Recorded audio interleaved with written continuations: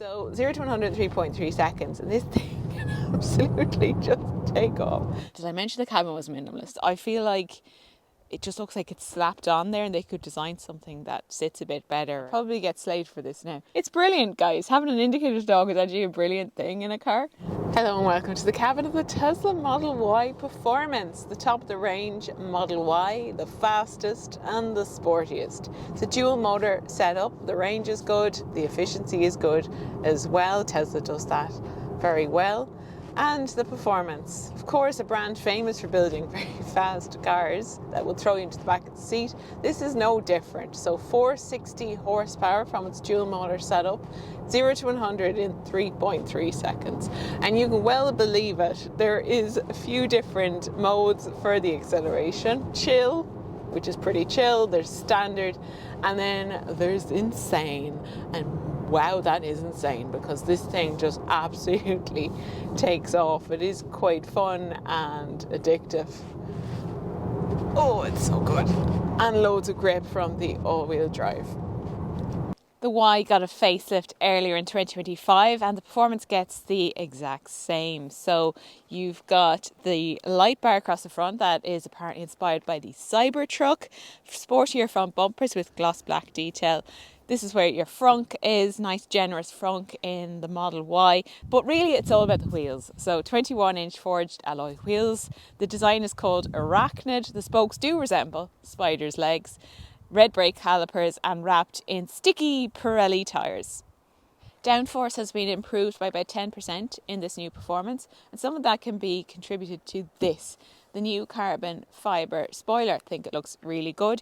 You also get diffuser effect in that rear bumper. And of course the performance badge. I'm not a huge fan of Tesla's badges. I feel like it just looks like it's slapped on there and they could design something that sits a bit better, or just spell out performance or something on the back of the car. Let me know. Maybe you think that's just the best thing ever, and I'll probably get slated for this now.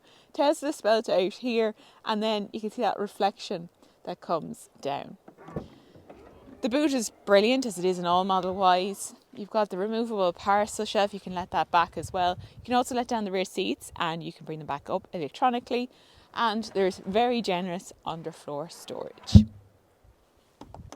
Very minimalist cabin, but the quality is good, and Tesla has improved the quality over the years. There's no squeaks or rattles, and there's a nice finish to this one. Lovely soft material here, the gorgeous ambient lighting that's in all the Model Ys. You can change the colour of that, and because it's the performance, it gets a little bit of carbon fibre trim in the dashboard and doors, but also these gorgeous seats. Really love these. They get the performance badge once again. They're full sport seats with extendable thigh cushions now as well. Did I mention the cabin was minimalist? Because there's no driver display, there's no head-up display. If you want to see your speed, you're looking here at the screen. But because of the way it's positioned, it's not too much of a distraction. But I still think the Y would benefit so much from the speed projected onto the windscreen.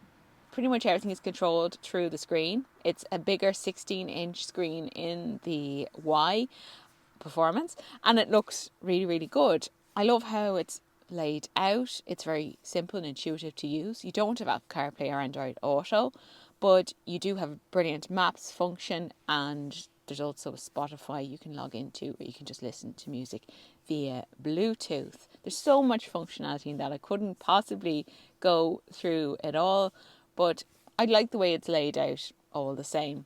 There is shortcuts to things like the wipers via buttons here on the steering wheel. So you learn that after a while you've been driving it. And then also an indicator stalk. Very, very important, because they got a lot of stick for removing that from the 3. But that's actually on the way back, and it's brilliant, guys. Having an indicator stalk is actually a brilliant thing in a car. There is loads of storage in this as well. Big deep cubby, cup holders, another big deep cubby. You've also got the 2 wireless smartphone charging pads, and then the glove box you open through the screen. So overall, I actually really like the cabin of the Model Y. It's been great to get back into it after so many months driving many different electric SUVs that are definitely trying to mimic this minimalist look. I don't think anybody does it quite as good as Tesla, and just the way they've improved the fit and finish over the years. It's really, really nice. €62,000 for this, so it does sit at the very top of the Model Y range. You can get into one from about €42,000. That's the standard. Then there's premium, and then this performance. If you're looking for something a little bit special, a little bit sportier, Skoda Enyaq RS is a rival for this. It's in the same price region. There's the Nissan Ariya Nismo, but really neither of them are at the races compared to the Model Y performance. And I think a lot of it is to do with how you sit in this car. It's not a real tall SUV. The handling is good. There's that sense of urgency and occasion to it that those cars just can't quite match. This is just riotous good fun. So I'm giving top marks to the Model Y performance.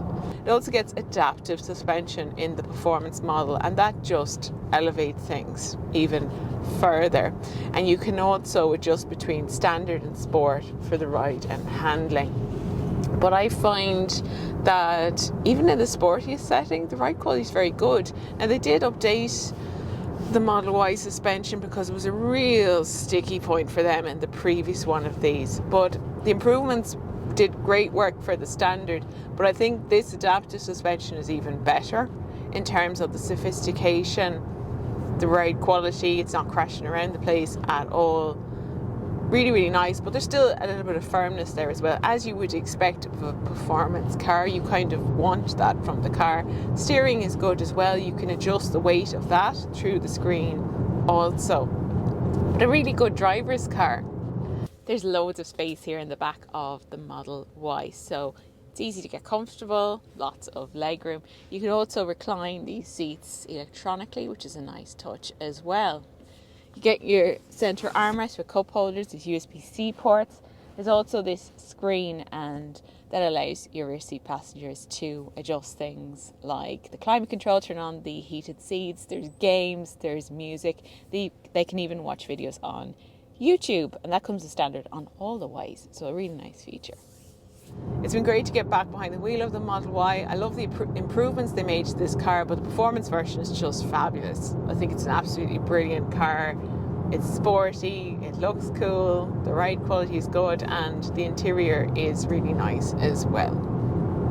It is pricey, but if you are looking for the best of the Model Y range and you have the means for that, then by all means buy it, because it's really good.